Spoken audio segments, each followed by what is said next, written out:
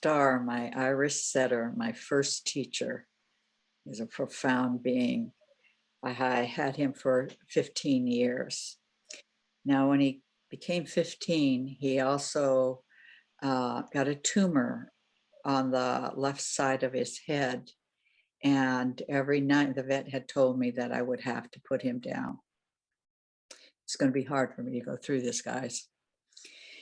So every night we'd sit on the floor in my bedroom and I would give him his medicine and give him a shot for the pain. And he would leave his head in my lap and I would just stroke him. And we had such an incredible intimacy because not only did he pick up the visual thoughts that I gave him, and then I learned how to expand that, but he made me feel that the visual language that we were communicating back and forth, that was normal. That became normal for me. That was just, the thought of not having him in my life was challenging my will because I'm a Taurus and I'm bullheaded. So each night as I gave him his medicine and his shot, I was determined that he was going to get healed. I was not looking at taking him to the vet. I did not want this dog to leave me.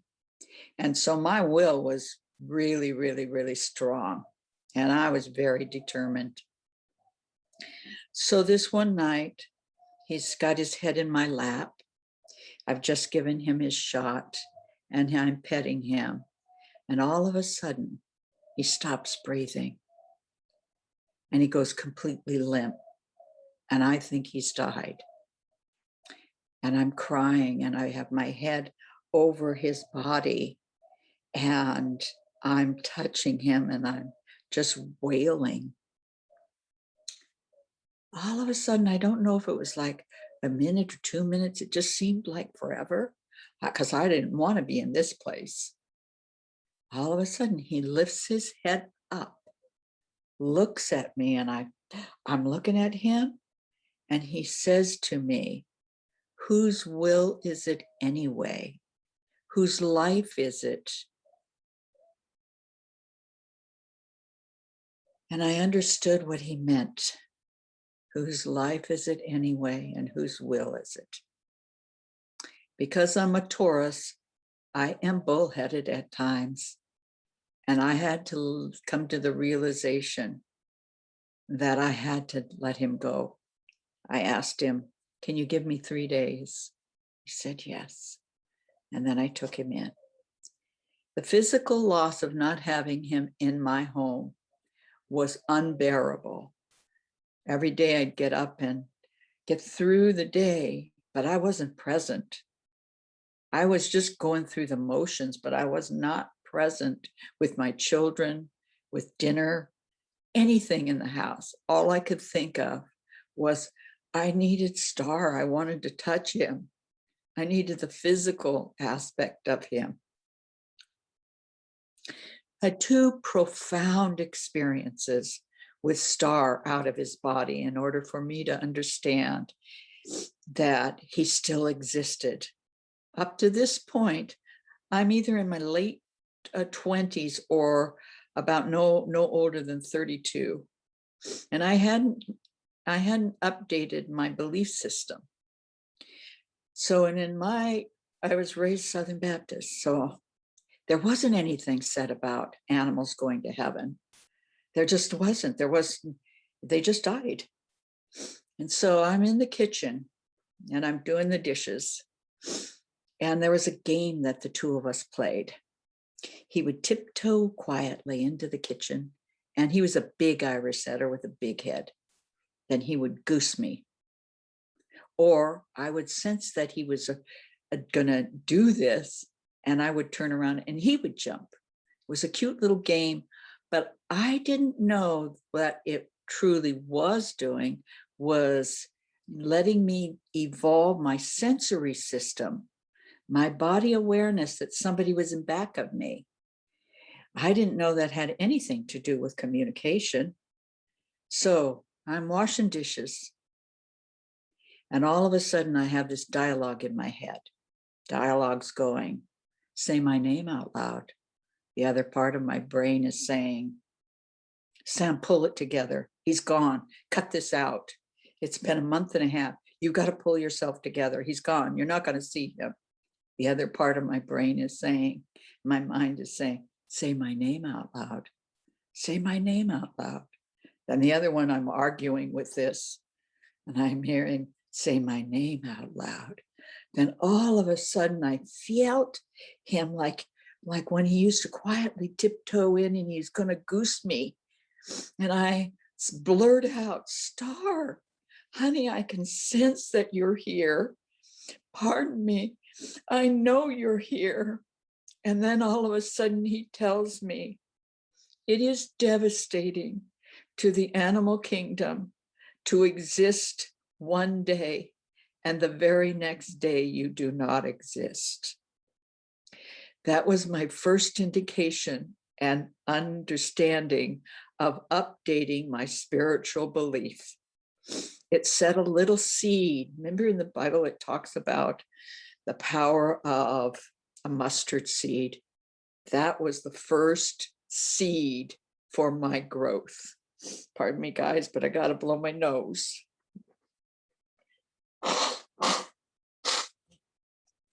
Right on camera. Okay. I told you I was going to have a problem getting through this one. So I felt him, and I felt his communication fill me up. So that set that questioning. My God, I can sense him, but I still missed his body. I needed to touch him. That was profound. But the month went on and my heart was aching. My body was aching. And I wanted God to take away the pain of loss. So as I go to bed that night and I say to God that I want him to take the pain. I miss him. I miss Star. I want him to bring something to me so I feel like I can touch him. Now, this prayer is a request. I don't know it's a request. I just am asking, please heal me, remove the pain in my body, because I miss his fur. I miss his brown eyes looking up at me. I miss our communication, my language that felt normal for once. So I'm in this state, not realizing that I'm going to get my second gift.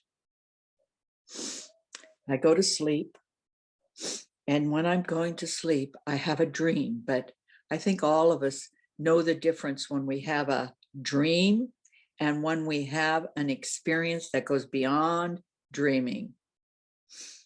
I was taken to a place where I see Star in this big, gorgeous field, and he loved running. And all of a sudden I see him and his red fur and his feathers, and he's running to me. He's running and I'm watching his feathers fly and his tail wagging. And as he comes up to me, I'm able to actually touch him. I feel his fur. I feel the aliveness of where I am. The colors are brighter. My whole being feels more alive than here. More love just is so profound. I spend the evening with him. In the morning, I wake up to here, and he's not here. And I am so pissed off at God. I don't want to have anything to do with him. I don't want to talk. I'm angry because I don't see this as a gift yet. I just want to be with Star. So I'm pulling myself together and breathing and thinking. It took me a while to see, Sammy, that was a gift of being with him. You actually touched a being that's physically not here, but where you went, he was alive. My Irish setter is alive. That set a whole new belief system for my growth. Then I start asking questions. How did this happen? Well, we're going to talk about the first thing that happens. Remember when Star tiptoed into the kitchen and I was saying, it was a game, and I would use my sensory system to sense when he would get to me before he would touch me. Then I would turn around and scare him and he would jump. My sensory system